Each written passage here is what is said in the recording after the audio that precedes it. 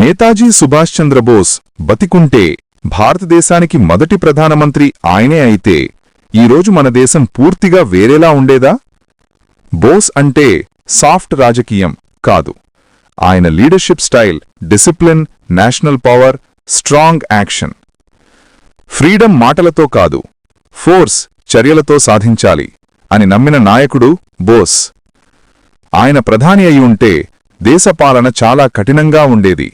సైన్యానికి దేశంలో గౌరవం పెరిగేది. లంచాలు, లోపలి రాజకీయాలు నేరుగా తాడుపైకి ఎత్తేవాడు. ఆజాద్ హింద్ ఫౌజ్ ద్వారా ఆయన చూపించిన నాయకత్వం అది దయ కాదు, దేశభక్తికి ఇచ్చిన ట్రైనింగ్. శిక్ష అనేది బాధ కాదు, బాధ్యత నేర్పే పాఠమయ్యేది. కాని నిజం చెప్పారంటే బోస్ డెమోక్రాటిక్ సాఫ్ట్ లీడర్ కాదు, ఆయన ఓ స్ట్రాంగ్ లీడర్.